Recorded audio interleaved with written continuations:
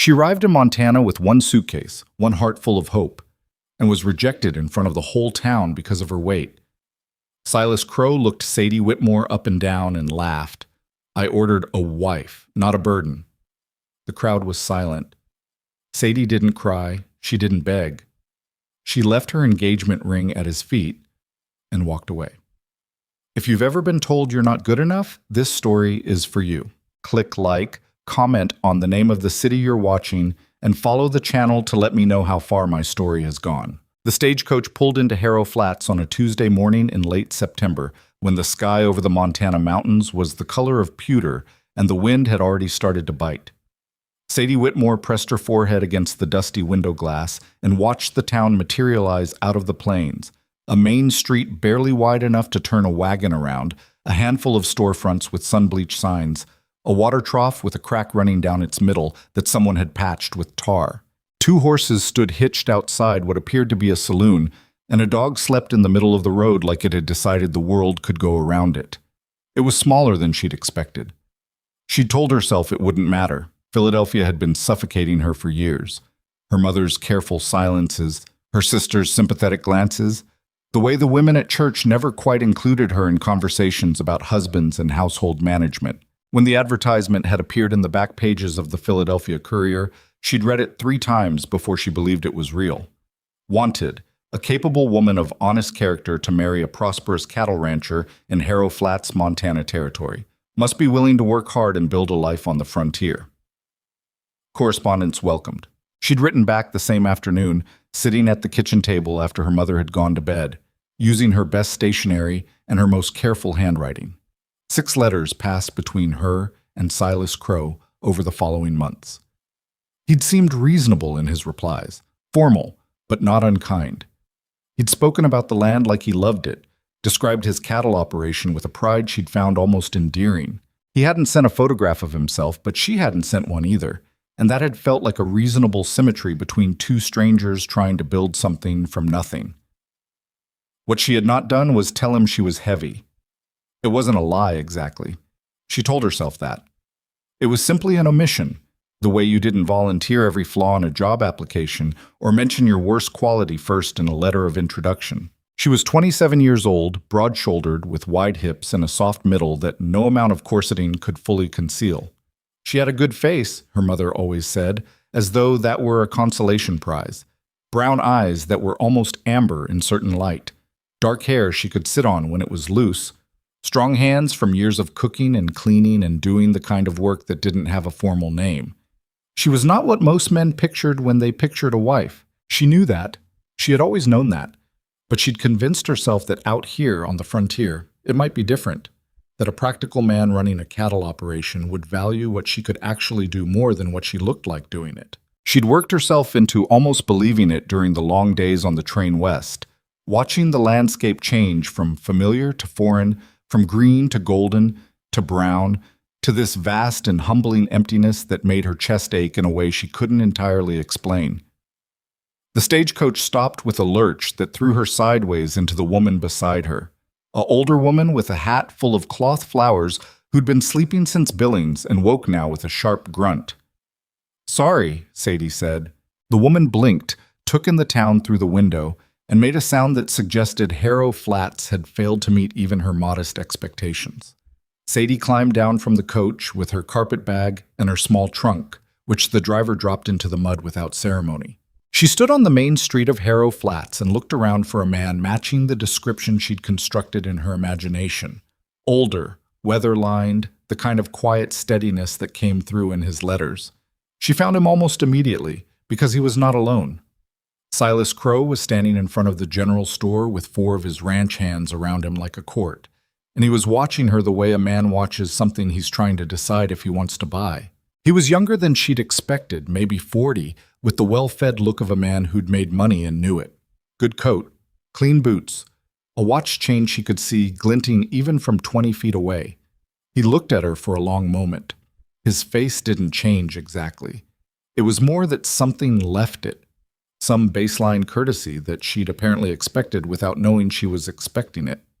"You're Sadie Whitmore," he said. It wasn't a question.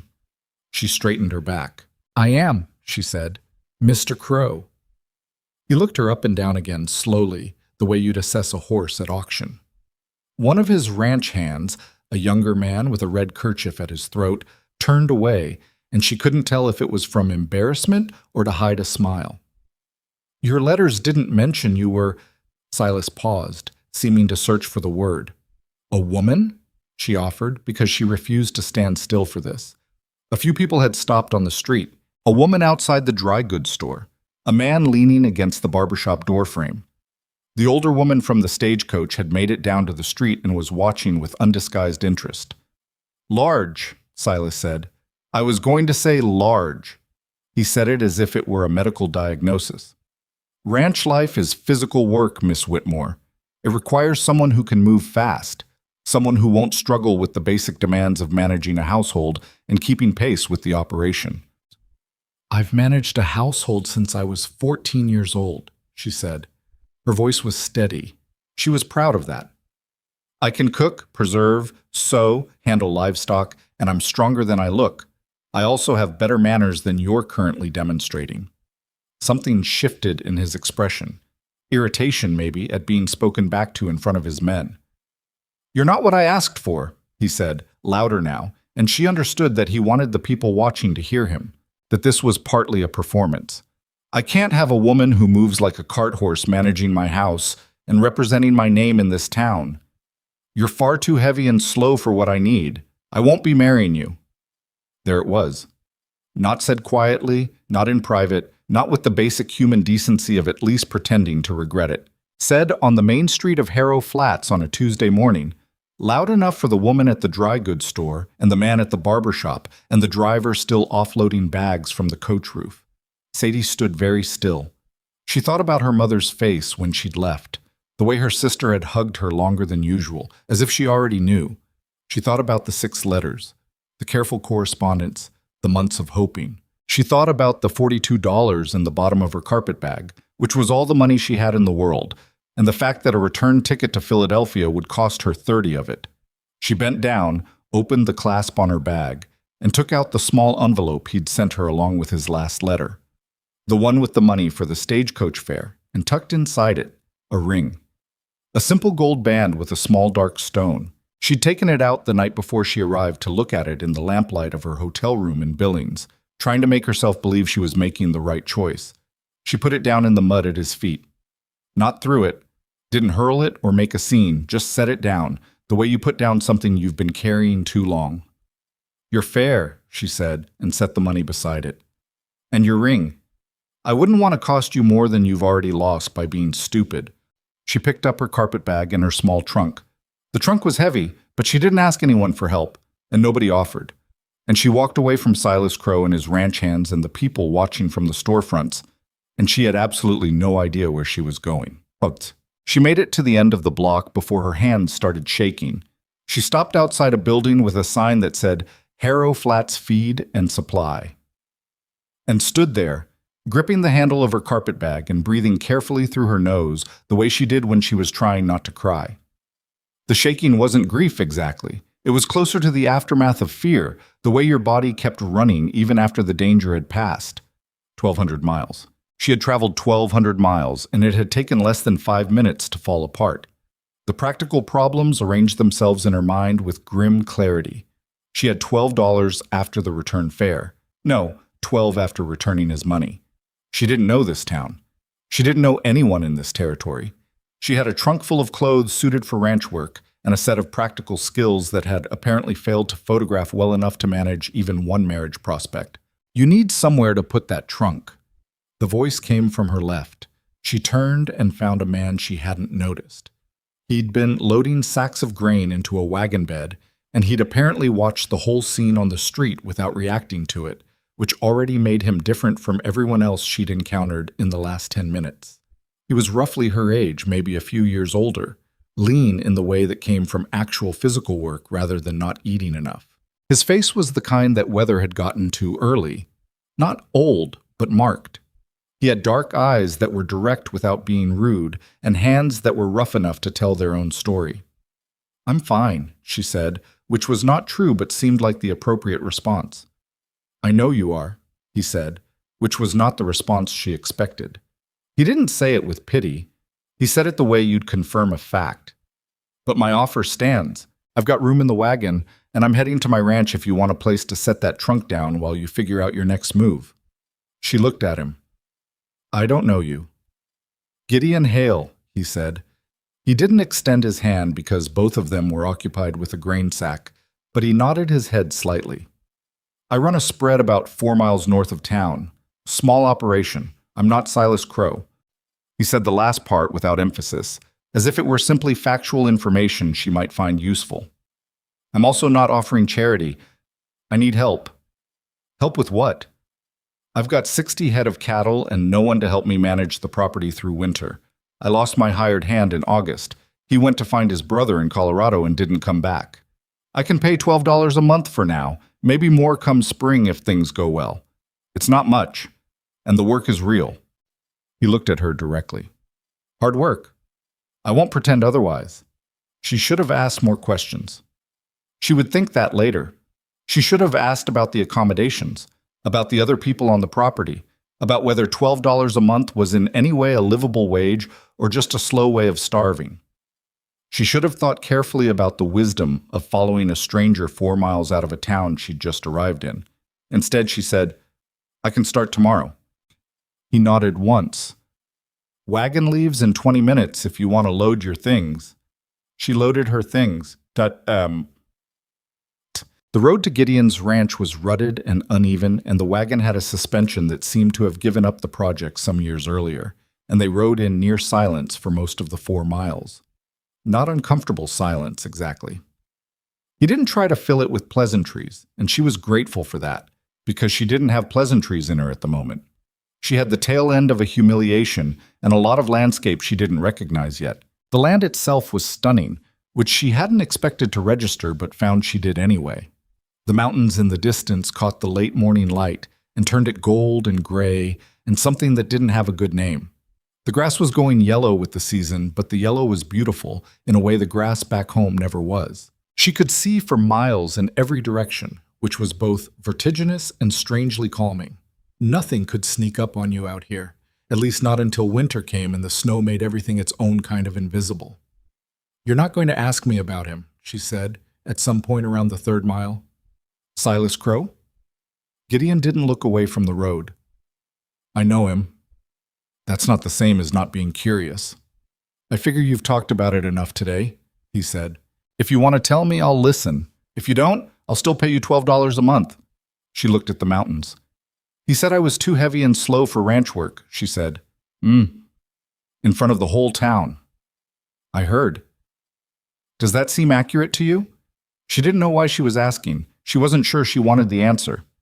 He was quiet for a moment. I watched you carry that trunk by yourself, he said. The one 2 of my hands would have argued over who had to move. So no, it doesn't. She turned that over in her mind for a while and didn't say anything else until the ranch came into view. Hale Ranch was, as advertised, small. The main house was solid enough, 2-story, built from timber and stone, with a covered porch that wrapped around the front and side, and a roof that had been recently patched in 2 places she could see from the road. There was a barn that looked older than the house, a chicken coop, a smokehouse, and a bunkhouse that sat empty. The paddock held 6 horses, and she could see the distant shapes of cattle on the hillside to the east. It was not impressive. It was not the prosperous operation Silas had implied when he'd described his holding, but it was also not defeated. There was a difference between a place that was struggling and a place that had given up, and Hale Ranch was clearly the former. She noticed that Gideon did not apologize for it. She respected that. Bunkhouse is empty, but it's weather-tight, he said, setting the brake on the wagon. You can have the room. I sleep in the house. We'll take our meals separately if you prefer, or together if that's easier. I'll leave it to you. Together is more practical, she said. I won't be shy about that. Something that was almost a smile moved across his face and disappeared. All right. The bunkhouse turned out to be one large room with 2 cots, a wood stove, a window that needed new glazing, and a layer of dust that suggested its last occupant had left in a hurry. Sadie spent the first hour sweeping and airing it out, which told her something about herself. That her response to upheaval was to clean. to make a space habitable, to impose order on whatever corner of chaos she'd been handed. She found a spider the size of a silver dollar behind the stove and removed it without screaming, which she later decided was her first genuine achievement on the Montana frontier. That evening, Gideon knocked on the bunkhouse door exactly at the time he'd said supper would be ready. The kitchen in the main house was small and smelled like wood smoke and pine tar soap, and he'd made a beef stew that was adequate rather than good. He knew it was adequate rather than good. She could tell by how he ate it without comment. "I can cook," she said. "You mentioned that." "I'm better than this." He looked up from his bowl. "I'm not offended." "I'm not criticizing," she said. "I'm offering."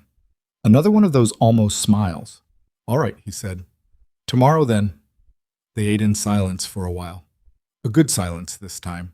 Outside, the wind had picked up and the temperature had dropped, and the fire in the kitchen stove made a sound like a conversation. "Why did you offer me work?" she asked when she was nearly done. "You could have found someone else, someone from town." Gideon thought about this with what she was starting to recognize as his characteristic deliberateness. He didn't answer quickly, but his answers were generally worth waiting for. "People in town mostly work for Silas, or want to," he said, "or they owe him money. The ones who don't are few, and they've all got their own situations. And I watched you set that ring down in the mud and walk away from a man twice your social standing in this territory without flinching." He picked up his bowl. "I figured that was worth more than a good reference." She looked at him. "That's either very practical," she said, "or very strange." "Probably both," he said. She went back to the bunkhouse after supper and lay on the cot listening to the Montana wind make its case against every gap in the walls, and she thought about 1,200 miles and $12 a month and the ring she'd left in the mud on the main street of Harrow Flats. And she thought about the way Silas Crow's face had looked when he said what he said, and she thought about the fact that she was not, as it happened, crying. She was not going home. She didn't decide it dramatically. It wasn't a declaration she made to herself in the dark. It was simply the quiet settling of something that had been uncertain all day, the way water finds its level. She was not going home. She was going to learn this land and this work and whatever it took to stay on it, and she was going to do it without anyone's pity or permission. She fell asleep to the sound of the wind and woke before dawn to the smell of frost and cattle and the particular silence of a place that had never once in its history cared what anyone thought of it. She got up. She went to work. The first week nearly broke her. Not in the way she'd been afraid of, not the way Silas had predicted with his casual cruelty, not because she was too heavy or too slow or physically incapable. The frontier broke everyone at first. She'd come to understand that later. But in those first days, she thought it was particular to her. Every muscle in her body staged a revolt after the first full day of ranch work. She thought she was strong, and she was. She was stronger than most women she knew, but strength built from housework and city living was a different thing entirely from the strength the land demanded. By the end of day 2, she was walking with a stiffness that made the mile from barn to bunkhouse feel like a negotiation. She didn't say a word about it to Gideon. He didn't ask. On the third morning, she woke up at 4:30 and lay there for a moment taking inventory of everything that hurt, and then she thought about Silas Crow's face and the sound his voice had made saying the word large, and she got up. The mornings were the hardest part, and also, somehow, the best part. There was a quality to dawn on the Montana plain that had no equivalent anywhere she'd been. The sky went through a sequence of colors that felt almost too deliberate to be accidental. Pink, becoming gold, becoming the particular sharp blue that said the sun was serious now, the mountains catching light from the east, while everything below was still in shadow. She got to the barn before Gideon most mornings, started the feeding routine before he arrived, learned which horses had temperament and which had just bad manners, learned to tell the difference. Gideon noticed. He didn't say much, but he showed her things without being asked. The way to read the cattle for illness, which hills flooded after rain, where the wolves had been denning the previous winter, and why that mattered for the spring calving. He showed her how to work a fence line, how to set a post properly so it held, how to splice wire without tearing her hands open. He explained things once, clearly, and trusted her to remember, which was its own form of respect. By the end of the second week, she'd stopped hurting in the acute way and started hurting in the dull background way that she'd come to understand was just the price of the work. The townspeople, when she encountered them on the 2 occasions Gideon took the wagon in for supplies, were not kind. Not openly hostile mostly, but there was a quality to the way certain women looked at her. A look she recognized from Philadelphia, the particular combination of pity and smugness that said, "We all knew this would happen, didn't we?" That made her jaw tighten. One woman, the wife of the dry goods store owner, said within earshot that she hoped the Hale place had a strong enough foundation, which was not a comment about the building. Sadie pretended she hadn't heard. In the wagon on the way back, Gideon said, "You can tell me to go to hell if you want." "What?" "I saw your face." He kept his eyes on the road. "In the store." She thought about it. "She's not wrong that people are going to talk," she said. "An unmarried woman and a bachelor rancher 4 miles out of town." "Let them," he said. Simple as that. She looked at him sideways. "You don't care about your reputation?" "My reputation in this town is the rancher who won't sell to Silas Crow," he said. It was already bad. Something about that made her laugh unexpectedly, and he glanced over at the sound of it like it had surprised him too. She stopped laughing. He turned back to the road. Neither of them said anything for the rest of the drive, but it was a different kind of nothing. On the 23rd day, she predicted a storm. She wasn't sure how she knew. Something in the way the sky sat low to the west, the behavior of the horses in the paddock, a heaviness in the air that sat in her chest like a held breath. She went to find Gideon, who was mending a section of fence on the east edge of the property. "Storm tonight," she said. He looked at the sky. "Maybe." "Not maybe," she said. "We should get the cattle down from the upper pasture. There's that low ground behind the second ridge. If the water comes fast enough." "It floods," he said. "I know." He looked at her. "How?" "I walked the property on Sunday," she said, "when you were in town. I wanted to know the land."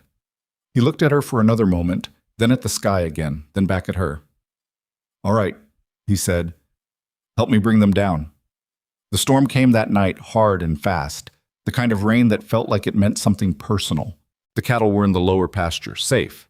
The second ridge flooded by morning, badly enough that the fence they'd have needed to replace would have been underwater. Gideon stood at the kitchen window looking at the water line and didn't say anything for a long time. Then he said, "Good call." She poured coffee and didn't let herself smile until she was turned away from him. It was a small thing, but out here, small things were the currency of survival, and she was learning to spend them carefully and save everything else. The storm left 3 inches of mud and a fence line down on the north side of the property, and Sadie was out at first light with a post driver and a spool of wire before Gideon had finished his first cup of coffee. He found her there an hour later, her boots caked to the ankle, her coat dark with morning damp, the new post already set and the wire already half-strung. He stood at the edge of the fence line and looked at the work and then at her, and she could see him doing the small internal recalibration she was getting used to, the slight shift in his expression that said he'd expected one thing and found another. "You've done this before," he said. "I watched you do it twice," she said. "That's enough." He picked up the spare stretcher and helped her finish without another word. That was how most things went between them in those early weeks. Not warm exactly, but functional in a way that started to feel like its own kind of warmth. He didn't hover or supervise. She didn't ask permission before taking initiative. When she made a mistake, and she made several, including the time she miscounted the mineral supplement and 2 of the cows spent a day with unsettled stomachs, she told him directly, without embellishment, and he listened and told her what to do differently, and that was the end of it. No performance of disappointment, no reminder of the error later.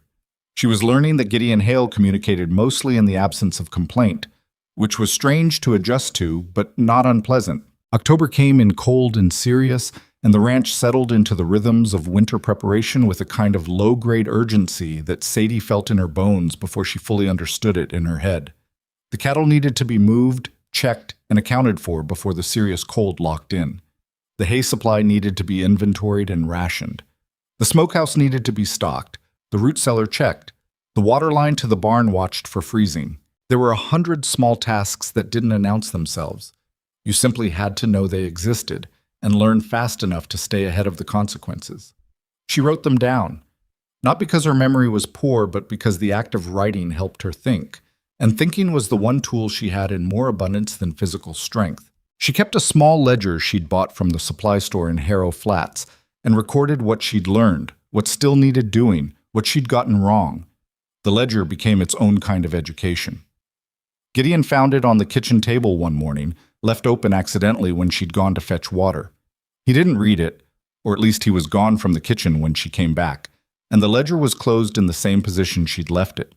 But later that day, he told her where he kept the ranch's actual accounts, showed her the numbers without being asked, walked her through the debts and the income and the margin that sat between them, which was narrower than she'd hoped and wider than she'd feared.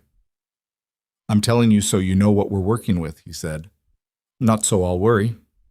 "You'll worry either way," he said.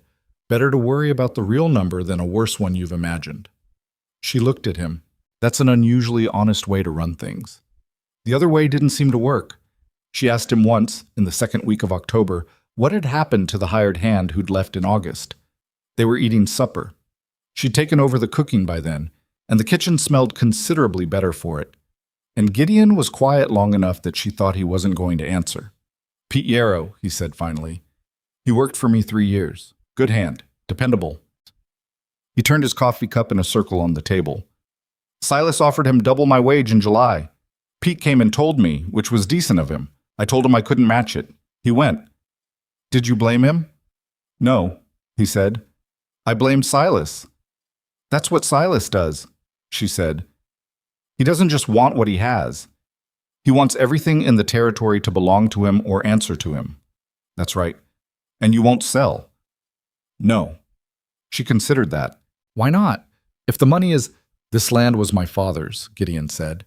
He said it the way you say something that doesn't require further explanation, and she understood enough to not push it. But she thought about it later, lying in the bunkhouse with the stove ticking as it cooled and the wind doing its nightly argument with the eaves. She thought about what it meant to own something, not just legally, on paper, but in the way that a place shaped you and you shaped it in return, so that selling it wasn't just a transaction, but an amputation. She thought she understood something about that, even though she'd never owned anything in her life worth keeping. The first time she rode out alone was the last day of October. Gideon had gone to Harrow Flats for supplies and a meeting with the bank, and she'd been left with a list of tasks and the instruction to check the upper pasture fence line if she had time. She had time. She saddled the roan mare named Clover, who'd decided somewhere in the third week that Sadie was acceptable company, and she rode out. The upper pasture was a long, gradual rise to a ridge that looked out over the whole of the valley below. And on a clear morning in late October, with the last of the autumn color still in the cottonwoods along the creek, it was the kind of view that stopped thought entirely. Just land. Mountains. Sky. The scale of it doing something to your sense of your own importance that wasn't quite humbling and wasn't quite peace, but was some third thing that didn't have a good word. She sat on Clover at the top of the ridge for longer than was strictly necessary and looked at the valley. Somewhere down there, in the southern part of the valley, was Silas Crow's operation. She could see the roof line of the big house even from here, the barns arranged around it in a square. It was a considerable piece of work. She'd give him that. The man had built something substantial, even if he'd built it on the broken backs of people who couldn't say no. She rode the fence line, found 2 sections that needed attention, nothing urgent, but worth noting. On the way back down, she came across a calf that had gotten separated from the small group in the lower section of the pasture, wedged in a draw with steep enough sides that it couldn't get back up on its own. She spent 40 minutes getting it out, which involved sliding down into the draw and pushing from below while Clover held steady above, and she came out of it with mud on parts of her body she hadn't known were exposed, and a long scratch on her forearm from a rock she hadn't seen. The calf trotted away without looking back. She sat at the edge of the draw for a minute, breathing, arms stinging, and thought, this is the work. Not the idea of it, not the romantic version she'd vaguely imagined on the train west. This specific thing, cold mud and a dumb animal and a scratch on her arm and nobody to see whether she handled it right or wrong. Just the work itself, constant and indifferent and demanding, and the choice you made every morning to get up and meet it. When Gideon got back that evening, she told him about the fence sections and the calf. You got it out yourself? He said. Clover helped. He looked at the scratch on her arm, which she'd wrapped with a strip of cloth. You should put something on that. I did, she said. I'm not an idiot. I know you're not, he said, and went to unload the wagon. Shabbat. November was when the real cold arrived, and with it came the first real test. A cold snap moved in from the north on the 8th of the month, dropping temperatures 30 degrees in less than 24 hours, the kind of drop that the old hands in Harrow Flats talked about like a war story. The water line to this barn froze on the second night, which meant hauling water by hand from the well until Gideon could get the line thawed, which took most of a day because the ground had frozen hard enough to make reaching the pipe a serious excavation project. The cattle did not enjoy any of this. Sadie spent 3 days barely sleeping, rotating between the barn and the bunkhouse on a schedule she'd worked out herself, checking on the animals through the night because the cold was the kind that killed quietly and without announcement. She had a system. Lantern, check the water, count the animals, check for signs of distress. Back to bed for 2 hours. Repeat. Gideon was doing the same thing from his side of the property, and they passed each other in the pre-dawn dark sometimes without much more than a nod, which was a kind of communication she was getting used to. On the third night, she found one of the older cows down. It was 2 a.m, and her lantern was throwing orange shadows against the barn walls, and the cow, a broad red animal she'd named Margaret in her own head, which she'd never told Gideon, was lying on her side in the corner stall, breathing in a shallow, rapid way that was not good. Hey, Sadie said, crouching beside her. Hey, Margaret, come on. She went and woke Gideon. He came in his coat thrown over his long underwear, and they worked on the cow for the better part of 3 hours, trying to get her up and warm, which involved more physical effort than Sadie had vocabulary for. A downed cow is an enormous and uncooperative weight. And somewhere around 4 a.m, the animal finally got her legs under her and stood and stood and stayed standing. Gideon leaned against the stall wall and let out a long breath. Good, he said. She needs to be watched, Sadie said. I know. I'll stay. You've been up since... I'll stay, she said. Not unkindly, just definite. He looked at her for a moment in the lantern light. I'll be back at 5, he said. She pulled a hay bale close to the stall and sat with Margaret for the rest of the night, one hand occasionally resting on the animal's broad flank to monitor her breathing, and the cow tolerated this with the specific patience of an animal that had decided any warmth was acceptable warmth. Outside the barn, the wind made its violence against the walls. Inside it was cold, but not the dangerous cold, just the regular cold, the kind you wrapped yourself inside of and waited out. She thought, somewhere in that long, dim quiet, about what she would have said to her mother if she tried to explain this. The truth of it. The smell and the weight and the 2-hour sleep rotations and the mud and the hay dust and the scratch on her forearm and Margaret's breathing and Gideon's face in the lantern light, saying good like it was the most complete sentence in the English language. Her mother would have been horrified. Sadie thought she had never in her life felt more purposeful than she did sitting in a Montana barn at 3 a.m, making sure a cow didn't die. She wasn't sure what that said about her. She suspected it said something true. December brought a partial thaw, and then more cold, and by the time Christmas passed, they acknowledged it only by eating a better supper than usual, a chicken she'd roasted with dried herbs from the bundle hanging in the root cellar. Sadie had been on the ranch for 3 months, and it was starting to feel, in small increments, like somewhere she lived rather than somewhere she was staying. She'd reorganized the kitchen entirely. She'd repaired the glazing on the bunkhouse window herself with materials she'd found in the barn and a set of instructions she'd read in a pamphlet from the supply store. She knew the cattle by sight well enough to notice immediately if one was missing from the count.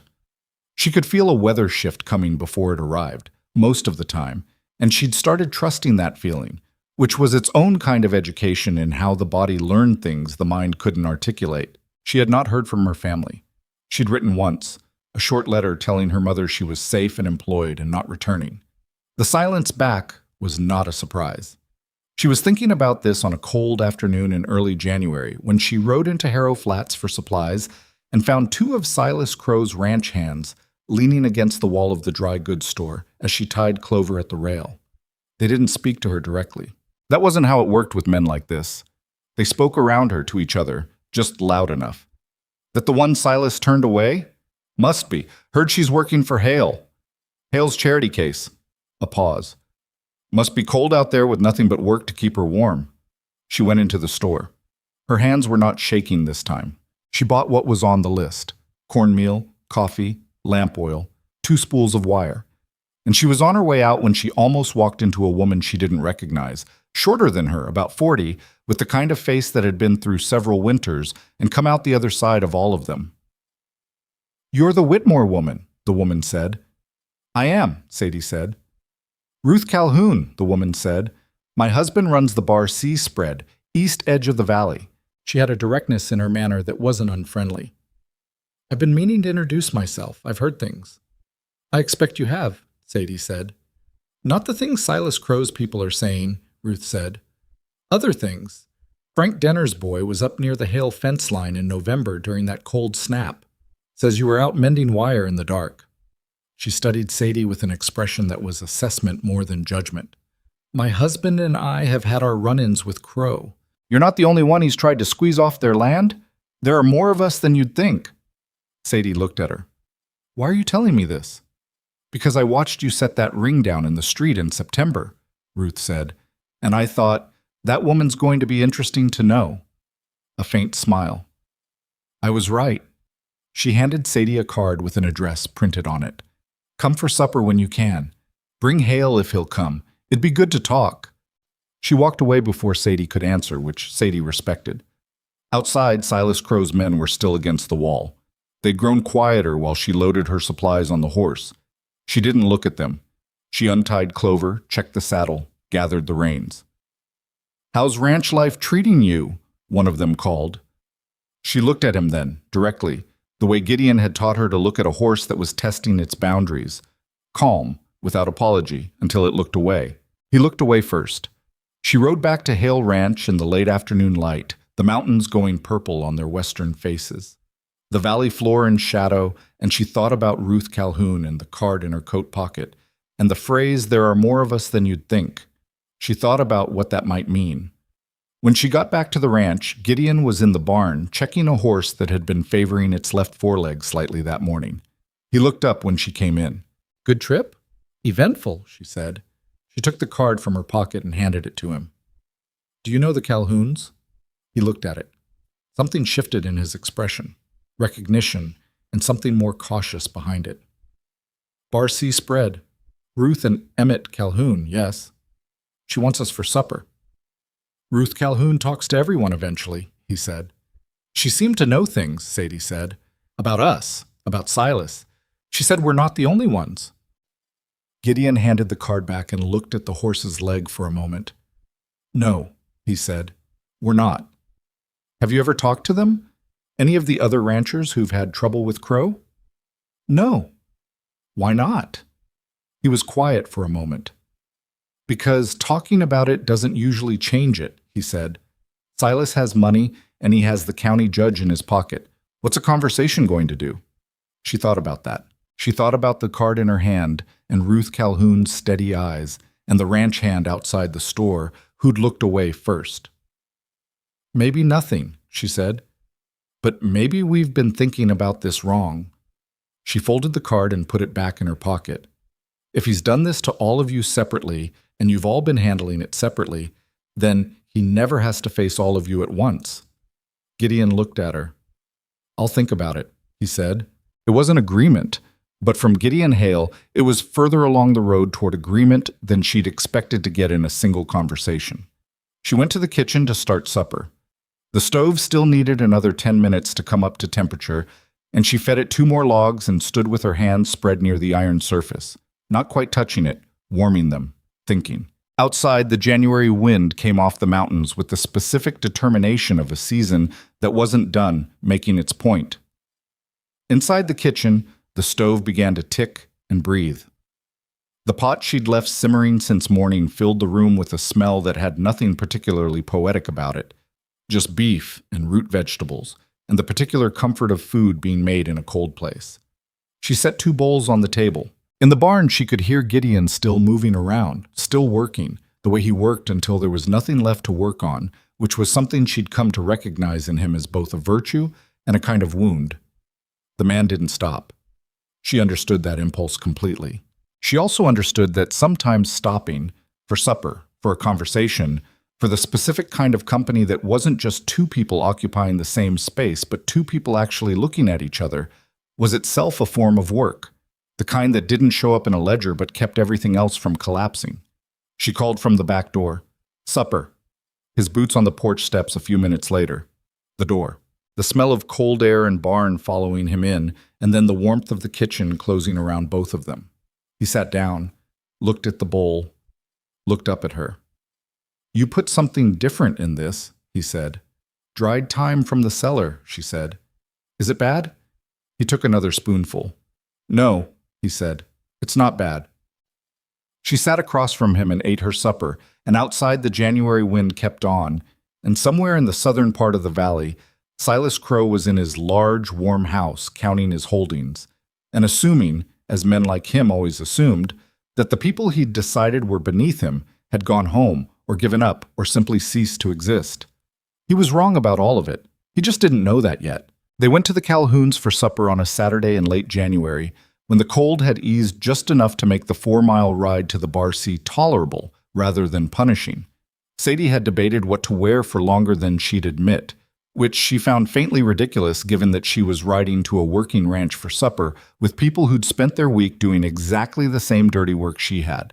She settled on her cleanest wool dress and her good coat and told herself that was sufficient. Gideon said nothing about her appearance when she came out to the horses, which she'd learned to interpret as approval. The Bar C was larger than Hale Ranch and older, with the settled look of a place that had been worked by the same family for long enough to leave a mark on the land itself. Windbreaks planted in rows that were now actual trees, a barn with a properly painted roof, a kitchen garden put to bed under straw for the winter that you could see had been tended with genuine care. Ruth Calhoun was on the porch when they rode in, and she raised a hand in greeting with the efficiency of a woman who didn't waste gesture on ceremony. Emmett Calhoun was a big man, broader than Gideon, with hands that looked like they'd been carved from the same wood as the fence posts, and a quiet that was different from Gideon's quiet, less contained, more watchful. He shook Sadie's hand when Ruth introduced them and held it for a moment longer than a perfunctory shake, looking at her with the direct assessment of someone deciding how much to trust. "You're the one who walked away from Silas in September," he said. "I am," she said. "Good," he said, and let go of her hand and went inside.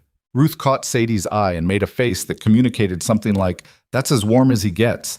Don't take it personally," and Sadie found herself liking Ruth Calhoun considerably. The supper table was larger than she'd expected, and she understood why when two more couples arrived within the half hour of their getting there.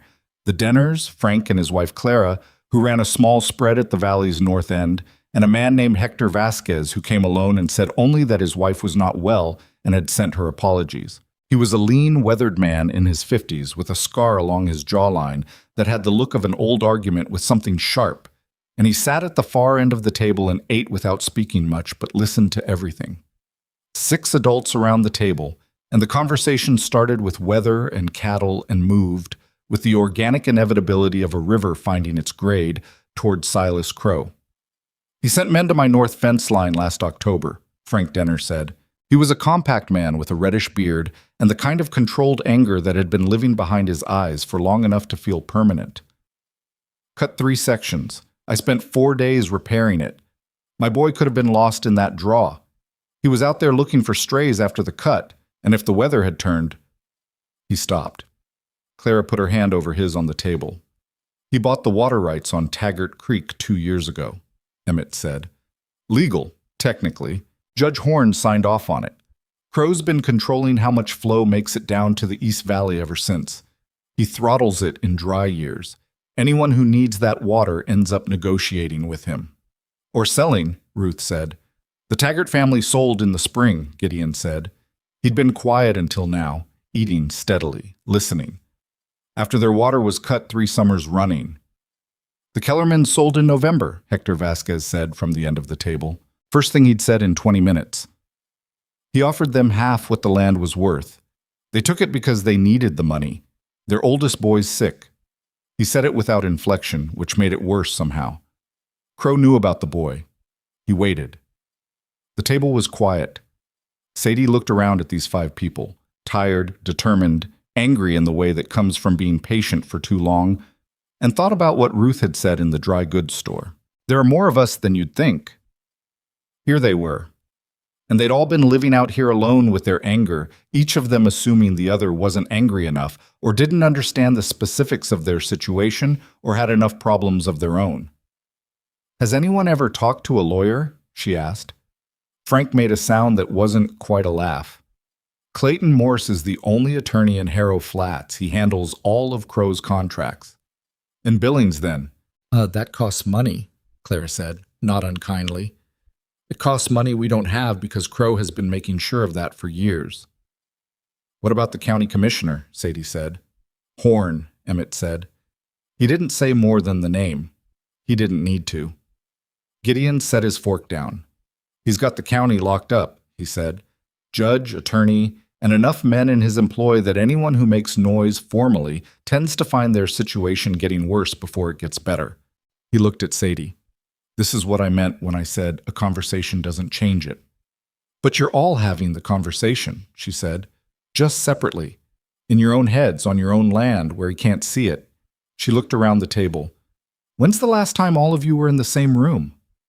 Silence. "This is the first time," Ruth said. "Right," Sadie said. "And Crow knows that. He counts on that. He deals with each of you as an individual problem, and individually, he's bigger than each of you. But," she stopped herself, took a breath. She was aware she was a woman who'd been in this valley for 4 months talking to people who'd been here for decades. "I'm sorry. I don't mean to tell you something you already know." "No," Hector said from the end of the table. "Finish it." She looked at him. He was watching her with those careful eyes, his hands around his coffee cup. "He's not bigger than all of you," she said, "combined. If you file grievances together, if you document everything together, if you show a pattern of behavior rather than a series of individual incidents, that's different. That's something a territorial attorney could work with, something that could reach beyond Judge Horn." The table was quiet again, but a different kind of quiet. "That assumes," Frank said slowly, "that we can trust each other enough to do this without someone breaking." "Can you?" Sadie asked. Nobody answered immediately, which was its own kind of answer. Not a no, but an honest acknowledgement that trust was a thing you built, not a thing you declared. "Start small," Gideon said. He was looking at the middle of the table, not at anyone specifically, the way he looked when he was thinking something through. "Document, keep records. Everything Crow's men do, every date, every witnessed action. Don't file anything yet. Don't alert him. Just build the record." "And then?" Emmett said. "Then we see what we have," Gideon said. It wasn't a battle plan. It wasn't even close to a battle plan. But it was the first time any of them had said "we" in the same room, and Sadie saw something change in the set of Emmett Calhoun's shoulders, and in the way Clara Denner looked at her husband, and she thought that might be enough for one January evening. February was quiet in the way that a held breath is quiet. Sadie kept her ledger. She added a second one, specifically for recording anything that seemed deliberately wrong. A section of fence on the north boundary that had been cut again and repaired without Gideon saying anything until she asked directly. A dead calf found near the property line with no obvious cause. A morning in mid-February when the water in the stock tank had a smell that wasn't right, and 2 of the horses refused to drink from it. She brought that one to Gideon immediately. "Look at this," she said, and showed him the tank. The smell was faint but unmistakable once you were looking for it, a chemical undertone beneath the ordinary smell of water and iron. He crouched beside it and put his hand in and brought it to his nose, and his jaw set in a way she'd learned to read. "Someone put something in it," he said. "When?" "Last night or early this morning. It's not old." He stood. "We need to drain it and clean it and keep the horses on the creek water until I'm sure." She looked at him. "This isn't the first time," she said. It wasn't a question. He was quiet for a moment. "Last spring, before you came, the well near the east barn. I thought it was natural contamination. I cleaned it and moved on." "You didn't tell anyone." "There was no one to tell," he said. "She wrote it in the ledger. Date, description, what they'd found, where. She'd been teaching herself to be precise because precision was the thing that turned a grievance into evidence, and evidence was the only currency that meant anything beyond the borders of this valley. "We need to tell the Calhouns," she said, "and the Denners. If he's doing this to us, he's doing it to everyone," Gideon said. "Then everyone needs to know it's happening to everyone else." He nodded slowly. "Write it down first," he said. "All of it, everything we have." She already was. But the attack on the hay supply came in early March, and it was not subtle. They smelled it before they saw it. Smoke, in the middle of the night. The particular dense smell of hay burning, which was different from wood and worse because hay stored in a barn was a winter's worth of cattle feed, and losing it in March when the grass wasn't growing yet was not just a financial blow, it was a survival question. She was out of the bunkhouse before she was fully awake, moving on instinct, and Gideon was already running from the house toward the south hay barn, which was fully involved by the time they reached it. Orange light pouring from the gaps in the boards, the sound of it a roar that surprised her every time she'd ever been near a real fire. There was no saving the barn. They spent the next 2 hours making sure the fire didn't spread to the main barn or the house, hauling water, wetting down the adjacent structures, driving the cattle further into the north pasture where they stood in a nervous cluster and watched the light with their large dark eyes. By the time the south barn was down to coals, the sky in the east was beginning to lighten, and Sadie's hands were blistered and her coat had a burn hole in the left shoulder where an ember had landed. Gideon stood at the edge of the smoldering ruin and said nothing. She stood beside him. After a long time, he said, "That's a third of the winter feed." "I know," she said. "We'll have to buy hay.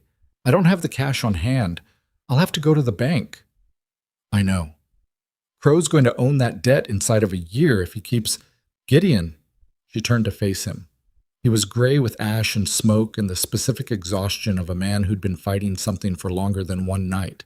"Don't make decisions right now. It's 5 in the morning and you're standing in the ashes of your barn. Go eat something, then we'll figure it out." He looked at her. In the early light, with the smoke still rising behind him, there was something in his expression she'd never quite seen there before. Not weakness, that wasn't the right word. More like the admission that he was carrying something heavier than he'd been letting on. "I can't lose this land," he said. It came out quiet. Not dramatic, just true. "You're not going to," she said. "You don't know that." "No," she said, "but I know we're not done yet, and that's enough for right now." They went inside. She made coffee and eggs, and he ate without tasting it. She could tell, but he ate. After, he sat at the kitchen table and she put the ledger in front of him. Both of them, the ranch ledger and her own. And they spent an hour going through everything. Every incident, every date, the water contamination, the fence cuts, the dead calf, now the fire. "This is enough," she said. "This is a pattern. This isn't a rancher having bad luck. This is a campaign." "It's enough to show the Calhouns," he said.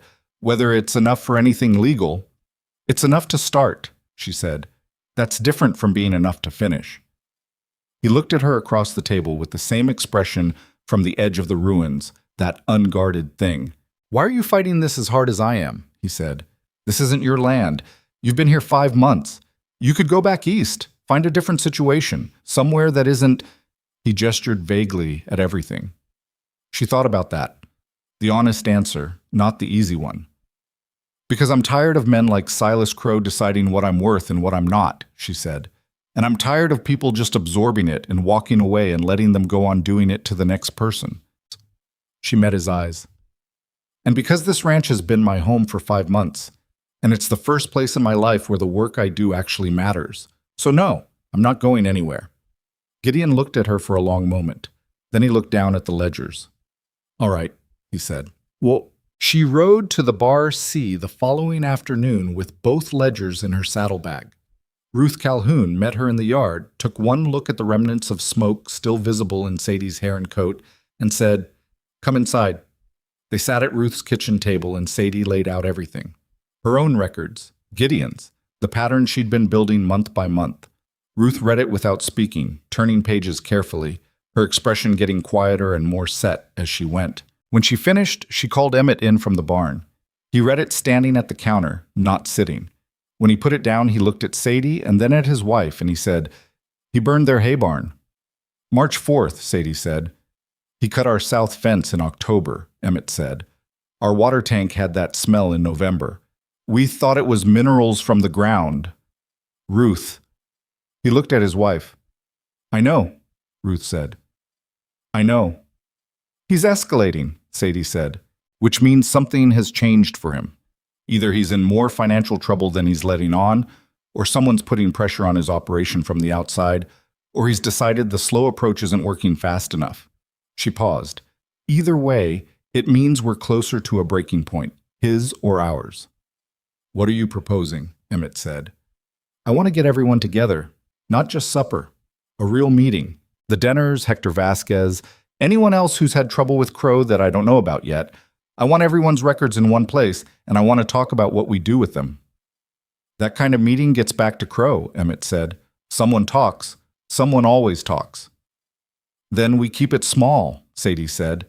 "People who have already lost something. People who can't afford to talk because they have too much to lose." She looked at him. "Can you think of anyone who fits that description?" Emmett was quiet. Then he looked at Ruth. Ruth looked at Sadie. "The Peterson widow," Ruth said. "Crow's been trying to get her land since her husband died. She's been holding him off for 2 years. She's got documents, I know it. Walt Peterson was meticulous about paperwork." "Margaret Peterson," Emmett said. "She'll come." "Hector will come," Ruth said, "after what happened to the Kellermans." "Oh, then we call it 6 families," Sadie said.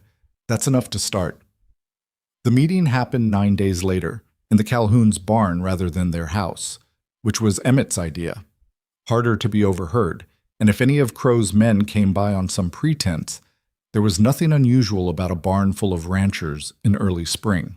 They came in on different days under different pretexts, and gathered on a Saturday evening when the light was going down, and the cold was still enough to keep casual travelers off the roads. Margaret Peterson was a small, upright woman in her 60s with white hair and the kind of stillness that came from grief that had passed through its loudest stages and settled into something harder. She brought a tin box of documents and set it on the table without ceremony and said, "My husband kept records of every conversation he ever had with Silas Crow, every offer, every refusal, every time Crow's men came on our property without invitation." She looked around the table. "I have 8 years of it."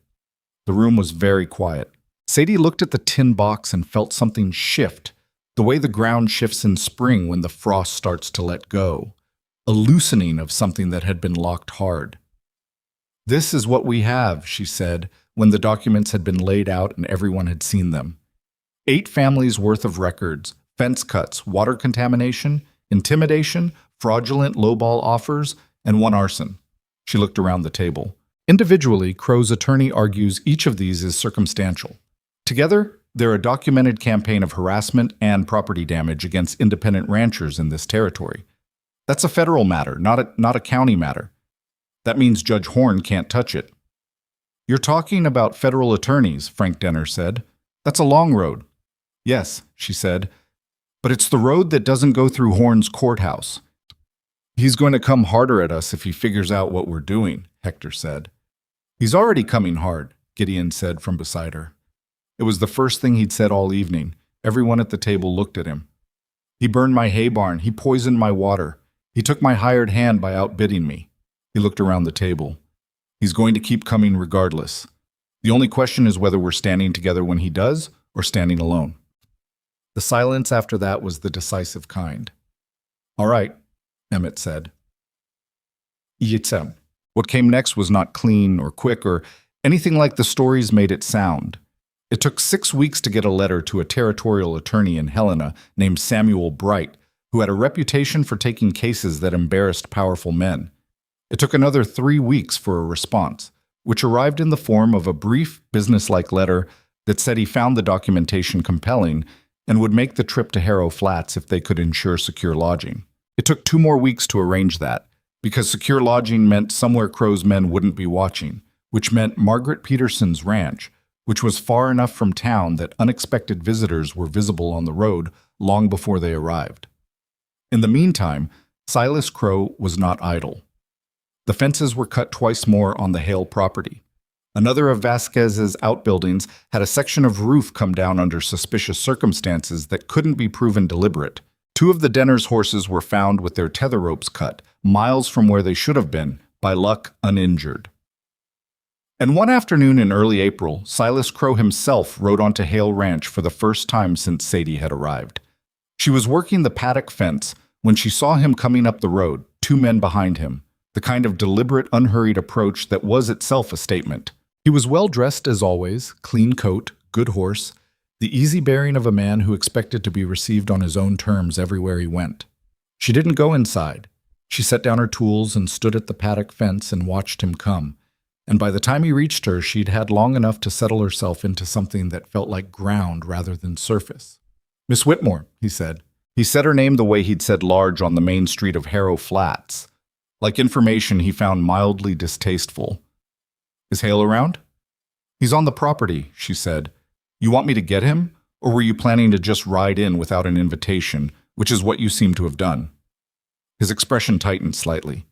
He hadn't expected that tone, still, even after 7 months. Men like him rarely updated their expectations of people they'd already categorized. "I'd like to speak to him directly," he said. "About?" "That's between him and me." "He'll be of the same opinion as me," she said. "Whatever you're selling, we're not buying, but I'll tell him you came by." His horse shifted under him, and he brought it back with a small movement of his hand. He looked at her for a moment.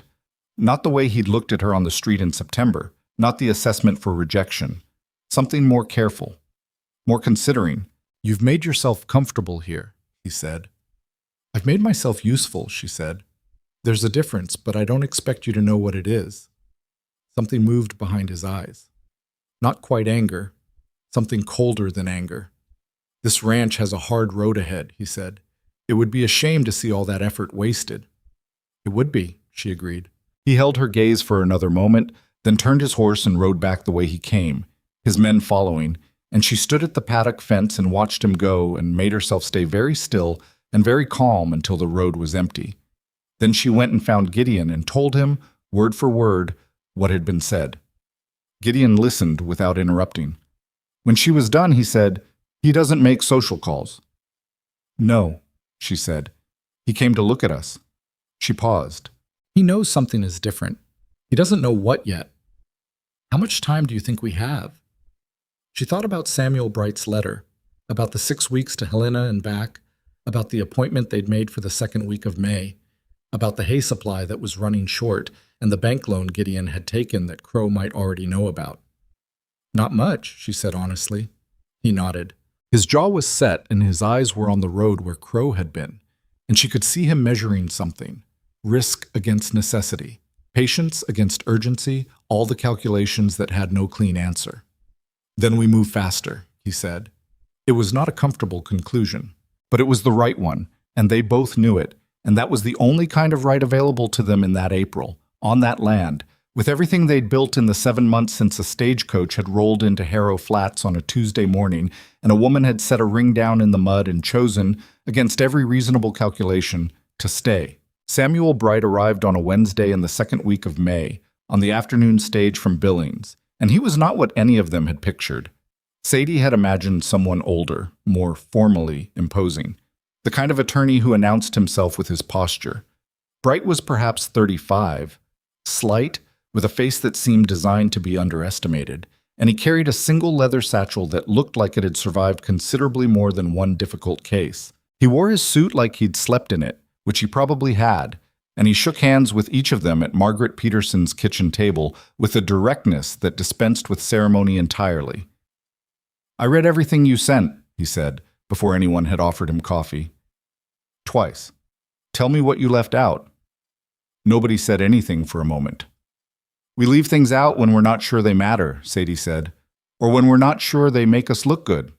He looked at her. "Both of those categories matter to me," he said. "Start with the ones that make you look bad." So they did. Frank Denner admitted he'd confronted one of Crow's men on his fence line in November, and there had been a physical altercation that Frank had technically started. Hector Vasquez acknowledged he'd filed a complaint with Judge Horn the previous year, that he'd later withdrawn under pressure he didn't fully disclose at the time. Gideon said quietly that he'd known about the water contamination in the spring and hadn't reported it because he hadn't trusted the county process and hadn't yet had anything more than suspicion. Bright listened to all of it without visible reaction, which was a professional skill Sadie respected. When they finished, he opened his satchel and took out a folder. "Here's what I see," he said. "You have documented evidence of a systematic campaign of property damage, intimidation, and economic coercion conducted against independent landowners in this valley over a period of at minimum 4 years." He looked around the table. "What you don't have is direct evidence connecting Crow to the specific acts. His men did these things. Proving he ordered them is the harder question." "You're saying we don't have enough," Emmett said. "I'm saying what you have builds a strong civil case and a moderate federal complaint," Bright said. "What would transform this into something that actually ends Crow's operation rather than just inconveniences him is direct evidence of his involvement." He paused. "Or a corroborating witness from inside his operation." "Nobody inside his operation is going to testify against him," Frank said. "Probably not voluntarily," Bright said. "But I found that people inside operations like Crow's often have their own grievances. They're owed back wages. They've been ordered to do things they're not comfortable with. They're being underpaid while he profits." He looked at Sadie. "In your assessment, you've been watching this man for 8 months. Is there anyone in his employ who might have reason to be dissatisfied?" Sadie thought about it carefully. About the men she'd seen in town, the ones who worked Crow's operation, about the red kerchief and the turned-away face on the street in September, the man who'd looked away when Silas said what he said about her weight, as if he didn't want to be seen watching. "There's a young man," she said slowly, "one of his ranch hands. I don't know his name. He was there the day Crow rejected me. He looked uncomfortable. Not sympathetic exactly. More like someone who'd seen that particular performance before and had decided he didn't want to watch it again." "That's thin," Bright said. "I know," she said, "but I've seen him in town twice since then, always slightly apart from the other men. He bought a drink at the saloon in February, and he was alone." She paused. "His name might be Arlo. I heard one of the other hands call him that." Bright wrote something in the margin of his folder. "I'll look into it," he said. "Don't approach him yourselves. If he's reachable, it needs to come from neutral ground." They worked until past midnight, Bright going through every document, every record, the tin box of Walt Peterson's careful correspondence. He asked precise questions and took precise notes, and when he finally closed the folder and sat back in his chair, he had the look of a man who had made a decision but was not yet ready to share it. "I need 2 weeks," he said. "I need to make some inquiries in Helena about Crow's financial situation and his current standing with the territorial government. There are things happening at the territorial level that may or may not be relevant, and I need to know before we file anything." He looked around the table. "In the meantime, nothing provocative, no confrontations, no filing anything with the county. If Crow escalates, document it and send word to me immediately." "And if he escalates beyond what we can document quietly," Gideon said. Bright looked at him steadily. "Then you send for me and you defend your property," he said. "I'm an attorney, not a pacifist, but let's try to get ahead of that if we can." He slept in Margaret Peterson's spare room and was gone on the morning stage before most of Harrow Flats had finished breakfast. What? Crow moved faster than any of them had anticipated. 5 days after Bright left, Gideon received notice from the county land office, delivered by a man in a clerk's coat who couldn't meet his eyes, that a claim had been filed against the eastern boundary of Hale Ranch. The claim alleged that the original survey establishing Gideon's father's land grant had contained an error, and that the corrected boundary placed approximately 40 acres of the ranch's most productive grazing land within the holdings of Crow Cattle Company. The notice was signed by Judge Horn. Gideon read it standing in the yard where the clerk had delivered it, and his face went through something Sadie had never seen it go through before, a kind of controlled collapse, every muscle working to hold something in that wanted badly to come out. She read it over his shoulder. "This is fraudulent," she said. "I know. The original survey, your father must have the documents." "My father's been dead for 9 years," Gideon said. "His papers are in the house." They spent that evening going through his father's things, which were stored in a cedar chest in the back bedroom that Gideon hadn't opened in longer than he wanted to say. It was not easy work, not logistically, and not otherwise. The chest held the material record of a man's life. Letters, photographs, receipts, the detritus of decades on the land, and Gideon moved through it with a careful quietness that Sadie respected enough not to interrupt. She sat at the bedroom floor beside him and went through papers as he handed them to her, and around 10 o'clock she found the original land grant. It was a folded document, brittle at the creases, with the territorial seal and the original surveyor's signature and a hand-drawn map of the boundary lines. She unfolded it carefully on the floor between them and compared it to the county's claim, which she'd set beside it. "Look at this," she said. Gideon leaned over. The original survey used a creek bed as the eastern boundary marker. A natural landmark, unambiguous, the kind of marker that didn't move. The county's revised claim replaced the creek with a set of coordinates that, when she worked them out against the map, placed the boundary line 50 yards west of the creek. 40 acres of difference. 40 acres that included the best grazing ground on the property and the spring that fed the eastern stock tanks. "The creek hasn't moved," Sadie said. "No," Gideon said. "Then the original survey is correct, and the county's claim is fabricated." "Yes." "They changed the coordinates," she said. "Not the landmark, because the landmark can't be disputed. But coordinates, those are just numbers, and numbers can be adjusted by someone with access to the county records and enough relationship with the county judge to get it signed." Gideon was very still. "He's been planning this for a while," he said. "He had to have had someone in the land office do it," she said. "That's not Crow himself touching the record. That's a county employee falsifying an official document." She looked at Gideon. "That's not a civil matter anymore." She wrote to Bright that night and sent it on the first morning stage. She also made a copy of the original land grant. 2 copies, using this good paper from the kitchen writing desk, tracing the boundary lines herself with the precision of someone who understood that the original document was now the most important object on the ranch. She kept 1 copy in the ledger and gave 1 to Ruth Calhoun to hold at the Bar C. If something happened to Hale Ranch before this was resolved, the evidence would survive it. Bright's response came in 6 days, faster than she'd expected, which told her he'd already known something was coming. The land office clerk responsible for the revised survey filing is a man named Duval. He has been in Crow's employ before, briefly, 3 years ago, before taking the county position. I have found 2 other instances of boundary adjustments filed through this clerk that benefited Crow Cattle Company. I am filing a federal complaint Monday. This moves faster than I planned, but Crow has forced the timeline. You need to appear before the Territorial Commission in Helena on the 14th of June. Bring the original grant. Bring your witness if you have one. I will handle the rest. He'd underlined "if you have one" in a way that told her he was not confident they did. Sadie put the letter down and thought about the young ranch hand with the red kerchief. Arlo. She'd been watching for him in town in the week since Bright had left, and she'd seen him once at the edge of the hardware store, buying something small. Bolts, maybe, or wire. And he'd looked up and caught her eye and looked away too quickly for it to be nothing. She went to Gideon. "I need to talk to Arlo," she said. "Bright said not to approach him." "Bright said don't approach him yourselves from a position connected to the group," she said. "He didn't say I couldn't talk to a man I've seen in town." She paused. "I'm a woman who Crow publicly rejected. I'm not obviously a threat, and I think he already knows who I am." Gideon looked at her for a long moment. "What are you going to say to him?" "I don't know yet," she said honestly. "I'm going to listen more than I talk." She found Arlo at the saloon on a Thursday afternoon, which she knew was the one afternoon a week Crow's men were given personal time. He was at the far end of the bar with a beer he'd been nursing for a while. And when she came in and sat 2 stools down from him, the barkeep raised an eyebrow but said nothing.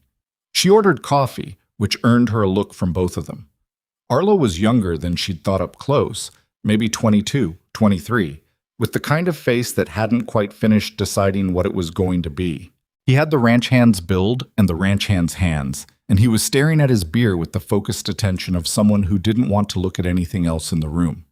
He knew she was there. She could tell by the slight tension in his shoulders. She drank her coffee and didn't say anything for a while. Finally, he said without looking at her, "You're the woman from the stagecoach." "I am," she said. "You work for Hale now." "I do." He turned his beer glass in a slow circle on the bar. "That's brave," he said. "Or stupid." "Sometimes those are the same thing," she said. A pause. "He talks about you," Arlo said, still not looking at her. "Crow.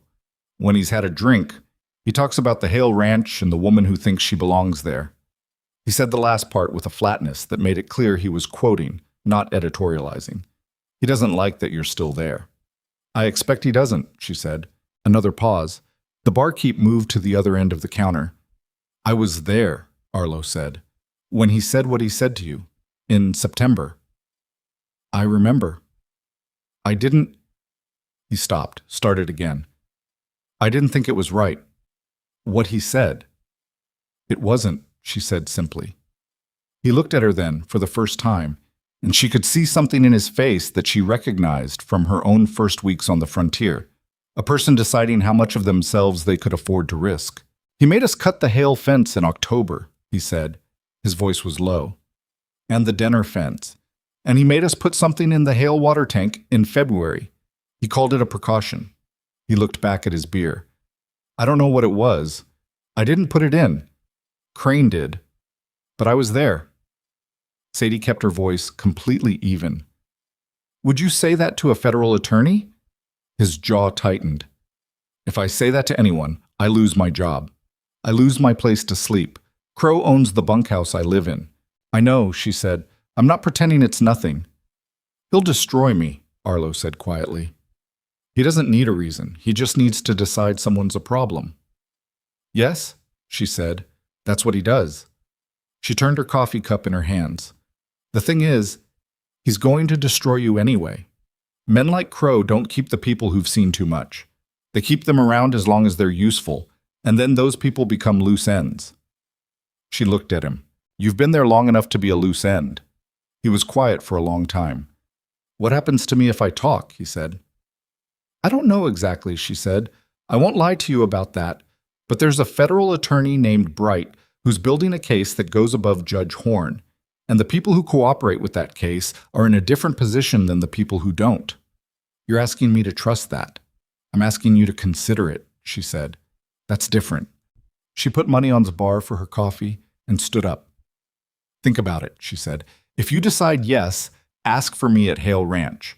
I'll make sure you talk to Bright directly. Nobody else hears it from me."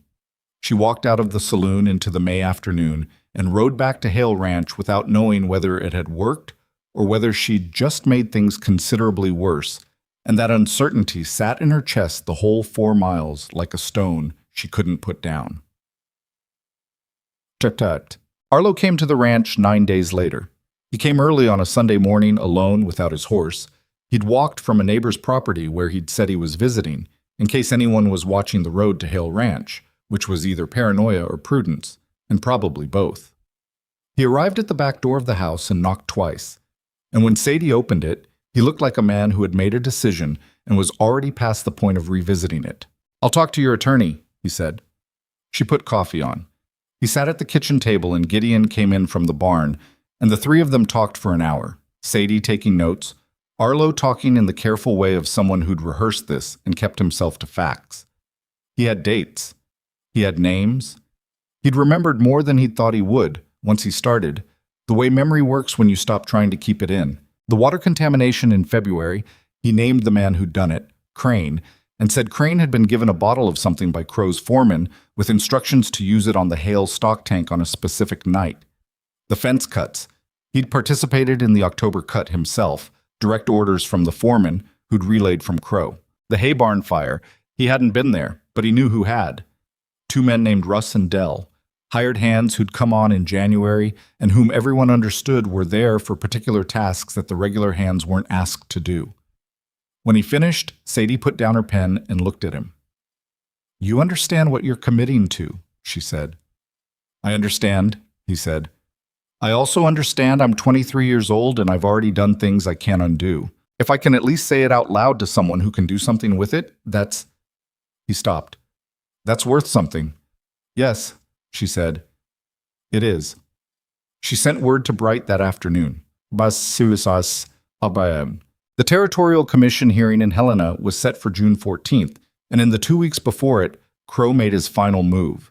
He filed an emergency injunction through Judge Horn to prevent Gideon from presenting the original land grant as evidence, on the grounds that the document's authenticity was disputed. It was a legal mechanism so transparently absurd that Samuel Bright's letter in response used the word frivolous twice, but it created delay and uncertainty, and that was its purpose.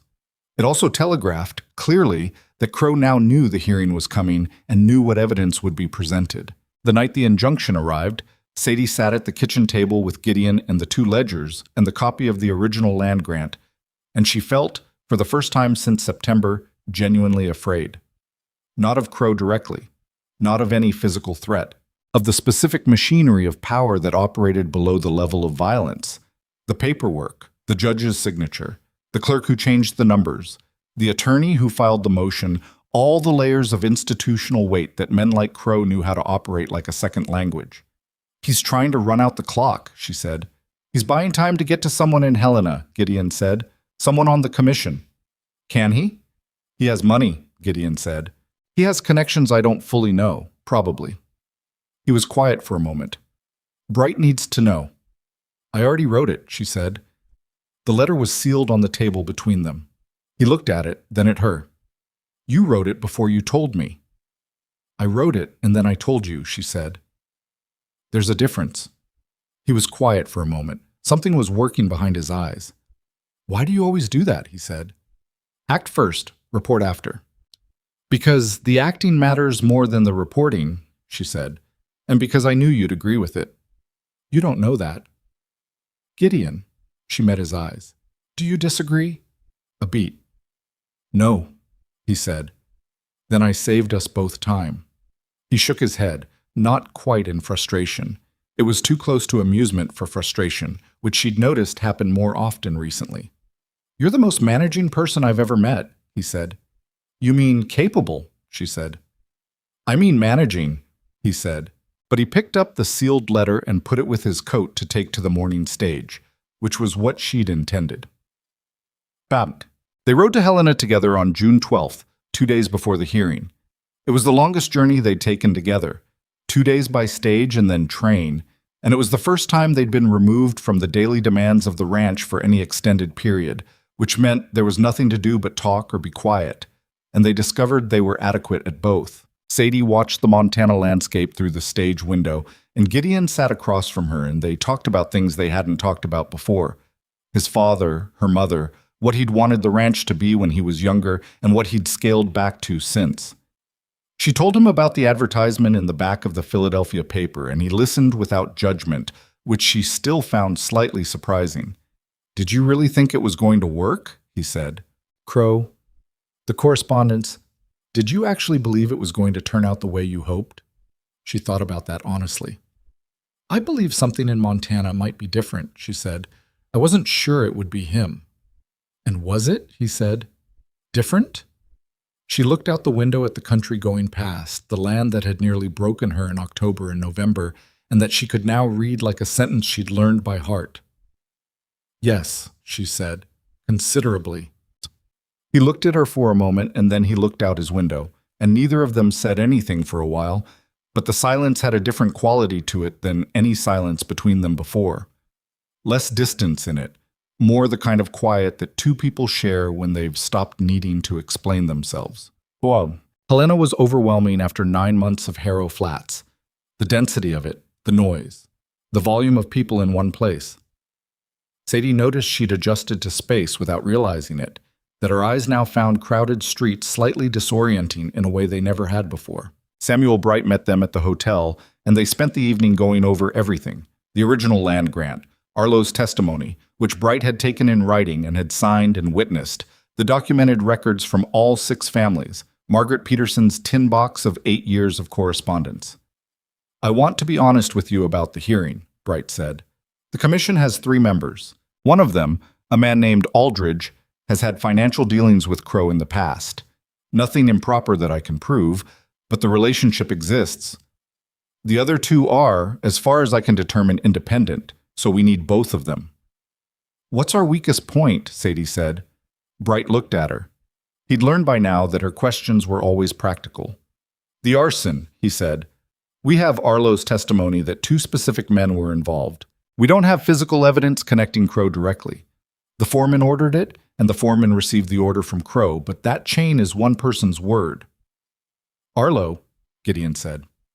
Yes, Bright said. And Arlo is a 23-year-old former employee with his own admitted involvement in the fence cutting. The commission knows how to discount testimony like that. Then we don't lead with the arson, Sadie said. Both men looked at her. We lead with the land fraud, she said. The fraudulent boundary claim is documentary. It's not one person's word. It's two documents in direct contradiction, with a signature on the false one from a county clerk who previously worked for Crow. That's not testimony, that's records. She looked at Bright. If we establish the land fraud first and the commission is persuaded, then when we get to the arson and the contamination, Arlo's testimony is corroborating a pattern they already believe exists. That's different from asking them to accept his word cold. Bright was quiet for a moment. That's the right order, he said. I know, she said. Gideon looked at her sideways. She didn't look back at him, but she was aware of it. One other thing, Bright said. He folded his hands on the table. Crow will be there. He has the right to attend and respond. His attorney, not Morse, he's hired someone from Billings, will cross-examine. They're going to go after the credibility of your witnesses, the completeness of your records, and the character of anyone who speaks. He looked at Sadie specifically. Including yours. Including mine, she said. You came here as a mail-order bride who was rejected, he said. They will argue that your involvement in this case is personal grievance against Crow, dressed up as evidence. It is personal, she said. That doesn't make the evidence wrong. No, Bright said, but you need to be ready for it. She was. On the morning of June 14th, Sadie Whitmore walked into the Territorial Commission hearing room in Helena, Montana, in her cleanest dress, with 2 ledgers under her arm and the copy of the original land grant in her hand, and she found Silas Crow already seated at the opposing table. He looked at her when she came in. She looked back at him, not with anger, not with triumph, not with any of the things she'd imagined feeling in this moment, just steadily. The way you look at a problem you've been working on for long enough that it's stopped being frightening and become simply a thing that needs to be resolved. He was the first to look away. She sat down beside Samuel Bright and opened her ledger to the first page and waited for the commission to call the hearing to order, and the June light came through the tall windows of the room and lay in long rectangles across the floor. And outside somewhere, a horse was moving on cobblestone, and the room smelled of wood polish and paper and the particular formality of a place where things were decided. Sadie had come a long way for this room. She was ready for it. The Territorial Commission hearing lasted 3 days. Not one, the way Bright had originally framed it. 3 days, because Crow's attorney, a polished man from Billings named Harcastle, who wore his competence like a second suit, filed 2 procedural objections on the first morning alone, each one designed not to win anything outright but to slow the process, to make the room feel complicated, to give the commission member named Aldridge enough procedural cover to hesitate. Sadie had expected one day. The additional 2 stripped something from her that she hadn't known she was relying on. The assumption that rightness, once clearly demonstrated, moved efficiently toward resolution. It didn't. It moved the way everything moved on the frontier, slower than you wanted, with more resistance than seemed reasonable, and requiring more from you at every point than you'd budgeted for. The first day was the land fraud. Bright laid it out with the precision of a man who had organized his thinking carefully and trusted the facts to carry their own weight. The original land grant, the county's revised boundary claim, the surveyor's use of the creek as a natural landmark versus the clerk's substitution of adjusted coordinates. The clerk Duval's prior employment with Crow Cattle Company. 2 previous boundary adjustments, in other cases, filed through the same clerk, both benefiting Crow. Harcastle objected to the prior cases as irrelevant. Commission Chairman Reese overruled him. Aldridge, the 3rd member, said nothing and wrote something in his notes. Crow sat at the opposing table in a good suit and watched the proceedings with the controlled expression of a man who had been in rooms like this before and understood that patience was itself a strategy. He looked at Sadie twice, once when she entered, once when Bright introduced her role in gathering and organizing the evidence, and both times his expression gave away nothing except that he was calculating. On the first afternoon, Hardcastle cross-examined Gideon about the land grant's chain of custody. How long had it been in the cedar chest? Who else had had access to it? Could he prove it hadn't been altered? The questions were designed less to establish anything than to plant the suggestion of doubt, and they were professionally done. Gideon answered each one with the flat patience of a man who had no interest in performing anything, and Sadie, watching from beside Bright, found herself grateful for exactly that quality in him. The second day was harder. Arlo testified in the morning. He was pale and sat too straight in the witness chair, the rigidity of someone managing fear through posture, and Hardcastle went after him with the organized cruelty of someone who had done this many times to people who had less to lose. Former employee. Admitted participant in the fence cutting. Age, inexperience, personal grievance. Every fact of Arlo's life that could be turned into a suggestion of unreliability was turned into one, and Sadie watched the young man's jaw tighten and his hands grip the arms of the chair, and she willed him silently to hold on. He held on. He didn't embellish. He didn't get angry. He answered what he was asked, said he didn't know when he didn't know, and when Hardcastle tried to get him to overstate his certainty about the hay barn fire, he said carefully, "I told you what I know and what I was told. I won't tell you more than that to make it sound better." Hardcastle paused at that. It was the wrong answer for him. It was too honest to effectively undermine. In the afternoon, Crow's attorney called 2 witnesses of his own, ranch hands who testified that Crow had given no such orders, that the fence cutting had been individual initiative they'd thought was permitted, that the water contamination was unknown to them. The testimony was smooth and almost certainly coordinated, and Commissioner Reese asked 3 follow-up questions that suggested he found it smooth in the wrong way. Aldridge said nothing and wrote in his notes. That evening in the hotel, Sadie sat at the small desk in her room and did not sleep and did not try to. She went through the ledgers again, not looking for anything new. There was nothing new to find. She went through them because the act of reading what she had documented, month by month, the careful record of a campaign conducted against people who had done nothing except own land that someone more powerful wanted, steadied something in her that the 3 days of procedural machinery had been slowly destabilizing. She thought about what Bright had said about her credibility, that they would use her history here against her. She thought about September, the stagecoach, the street, the ring in the mud, and tried to find in herself whatever it was that had let her walk away from that without falling apart. And she found it was still there, the same thing it had always been. Not toughness, exactly. Not the hard indifference people sometimes mistook for strength. Just a bedrock refusal to accept that the story someone else told about her was the true one. Crow had told a story about her on the main street of Harrow Flats. She'd been writing a different one ever since. That was what she was going to say tomorrow, if they asked. On the third morning, Hardcastle did what Bright had predicted. He called Sadie to the stand. He was deliberate about it, waiting until after lunch when the room had the particular heavy quality of midday, and people's attention had softened slightly. He stood and asked that Miss Whitmore address the commission, and the way he said her name, Miss Whitmore, with the slight emphasis that reminded the room she was unmarried, that she had come here to be someone's wife and failed at it, was its own quiet piece of work. She sat in the witness chair and folded her hands in her lap.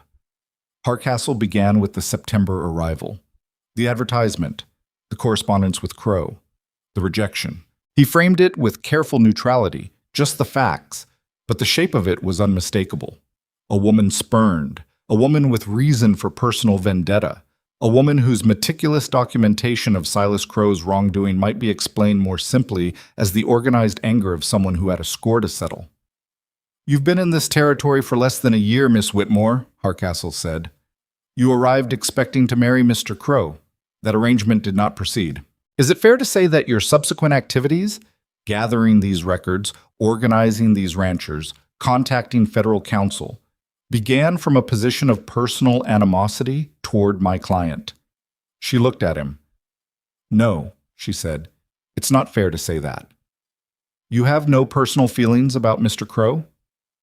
"I have personal feelings about what Mr. Crow did to the people in this valley," she said. "That's different from personal animosity. I don't particularly care about Silas Crow.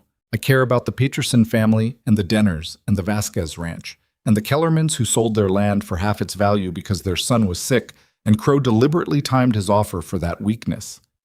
She kept her voice level. What I did wasn't about September. It was about what I saw when I stayed.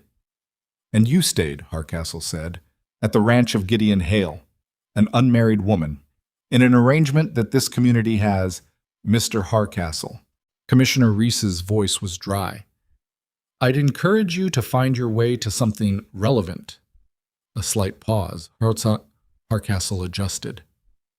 The documentation you compiled, he said, changing direction. You began it, by your own account, within weeks of arriving at Hale Ranch, before any of the incidents you've described had occurred. I began keeping records of ranch operations, she said. That included everything that happened on and around the property. When I noticed a pattern, I expanded the records to document the pattern. That's not anticipating wrongdoing, that's paying attention.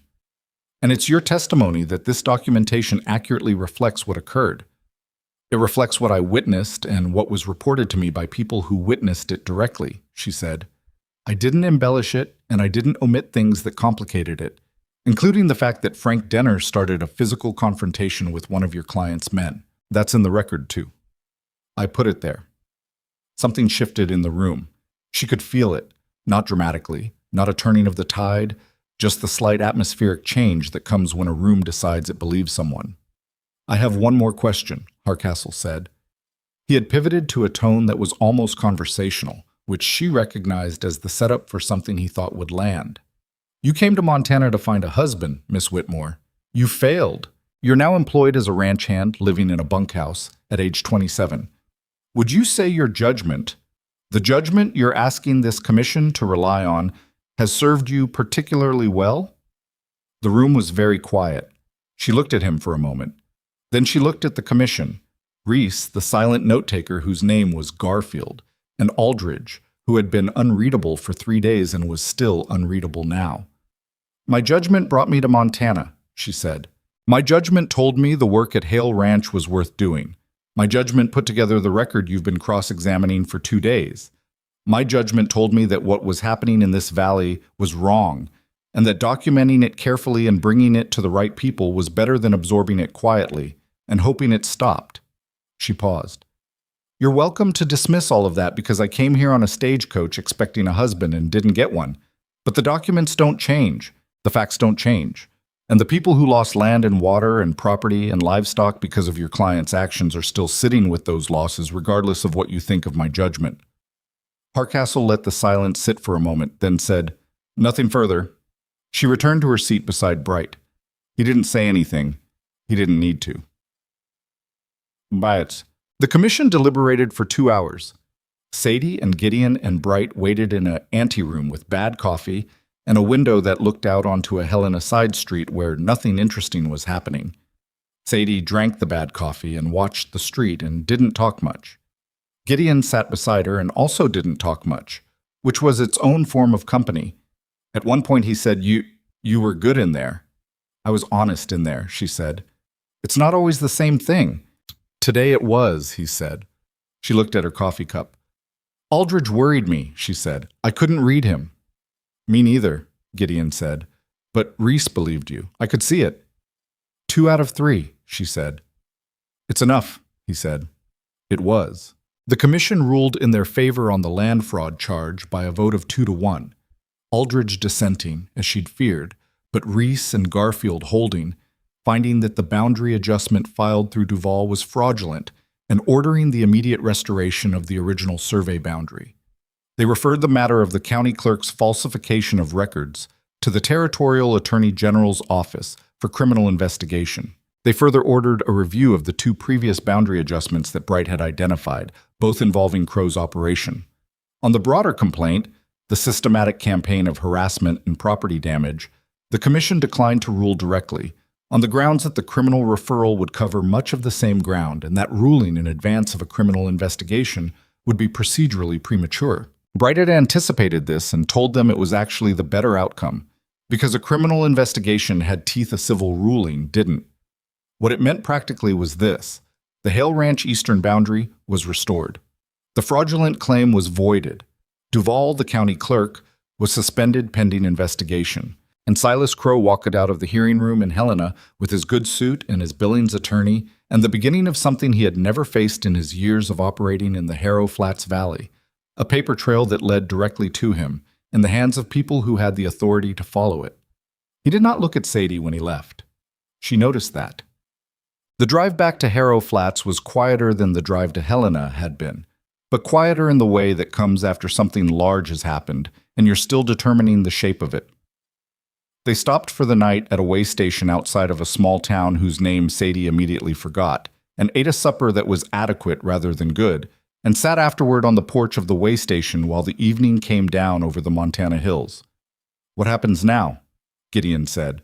"Bright files the criminal complaint," she said. "The Attorney General's office investigates.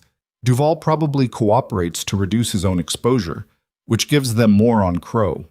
The territorial government reviews the other boundary cases." She turned her coffee cup in her hands. "It takes time. It might be a year before anything formal comes of it. And in the meantime, Crow is still in the valley." "Yes," she said, "but he's a different problem now than he was last September." She looked at the hills. "He's a man under investigation with a public record of fraud. Every rancher in the valley knows it. Every bank that does business with him knows it. Every buyer for his cattle knows it." She paused. "He can still hurt people, but he can't do it quietly anymore." Gideon was quiet for a while. Then he said, "I should rebuild the South Hay barn before fall." She looked at him. "I need someone to help me survey the site," he said. "Figure out if we shift the footprint slightly west or rebuild on the same ground." "I can do that," she said. He nodded, looked at the hills. "Sadie," he said. He used her name rarely enough that when he did it had a particular weight to it. "Yes," she said. "I'd like to offer you a different arrangement than ranch hand." She waited. He looked at his own coffee cup. For a man who was rarely uncertain, he looked uncertain. "I'm not good at saying things like this," he said. "I want to be clear about that up front." "I've noticed," she said. "I want to offer you a partnership," he said. "In the ranch, legal, your name on the deed alongside mine." He looked up at her. "And I want to ask if you'd think about—" He stopped. Started again. "I'm asking if you'd marry me. Not because it's practical, though it is, because I'd like you to stay, because this last year would have gone very differently without you, and not just in terms of outcomes." He paused. "I'm not saying it right." "You're saying it fine," she said. "Is that a yes?" She looked at him in the evening light, this man who had offered her work when she had nothing and expected results and given her room to figure out how to deliver them, who communicated mostly in the absence of complaint and occasionally in almost smiles, who had stood in the ashes of his hay barn at 5 in the morning and let himself be briefly honest about how much he was carrying. "Yes," she said, "but I want my name on the deed first." Something broke open in his face, not dramatically, just the loosening of something that had been held carefully for a long time. "Done," he said. She drank her coffee. He drank his. The hills went from gold to gray to the particular deep blue of a Montana evening, and somewhere out in the dark, a coyote started a conversation with itself, and neither of them felt the need to fill any of it with words. They were married in October, a year and 1 month after Sadie had stepped off the stagecoach in Harrow Flats. Ruth Calhoun organized it, which meant it was practical and warm and involved a great deal of food. It happened at the Bar C because the Hale Ranch House was still in the process of being expanded. Sadie had identified 2 rooms that could be added to the east side if they used the timber from the burned barn's salvageable beams, and because Ruth said she'd been waiting for an occasion to use her good tablecloths. All 6 families came. Frank and Clara Denner. Hector Vasquez, who brought his wife, who was recovered and who turned out to be a small, fierce woman named Lucia, who hugged Sadie as if she already knew her, which, in a way, she did. Margaret Peterson brought a jar of her preserved apricots and pressed it into Sadie's hands and said nothing, which was its own complete statement. Emmett Calhoun shook Gideon's hand for a long time and said, "Good," which was also his most complete sentence. Arlo came. He'd left Crow's operation in July, after the criminal referral, and was working for the Denners now. He stood at the edge of the celebration with a plate of food and an expression of someone who wasn't sure he deserved to be there, and Sadie went and stood beside him and said, You do." And he looked at her and didn't ask how she'd known what he was thinking. The thing she hadn't expected, but the thing that caught her somewhere she wasn't defending, was her sister's letter. It arrived 3 days before the wedding, forwarded through 3 mail stops from Philadelphia, and it said, in her sister's precise handwriting, "Mother won't write, but I will. I don't understand everything you've done, but I understand that you're staying. I think you were brave. I think you were always braver than we knew what to do with. I hope he's good to you." She read it twice and put it in the ledger between 2 pages and left it there. She would write back. She would explain it the best she could, knowing that some of it would never translate, that the gap between her sister's life in Philadelphia and what she now understood about herself was too wide to fully bridge with words. But she would try, because that was what you did with the people you came from, even when the distance between who they needed you to be and who you actually were had grown too large to pretend didn't exist. Silas Crow's operation began to contract in the months that followed, the way large things contract when the weight they were built on shifts. Duvall cooperated with the Territorial Attorney General's investigation in November, as Bright had predicted, and what he gave them was enough to open a criminal case against Crow on 3 counts of fraud and 1 count of conspiracy to commit property damage. Crow hired 2 more attorneys from Billings and fought every step of it, which he had the money to do, and the legal process was slow and grinding and not the clean, decisive ending that simpler stories would have provided. But the valley changed regardless. The ranchers who'd sold to Crow under duress began to talk openly about what had happened to them, now that there was a public record they could point to. 2 of the sales became subjects of separate civil proceedings. The bank in Harrow Flats, suddenly attentive to reputational risk in a way it had not been when Crow was untouchable, declined to extend his credit line in the spring. His operation, which had been built partly on leverage, started to feel the pressure of that decision in ways that became visible.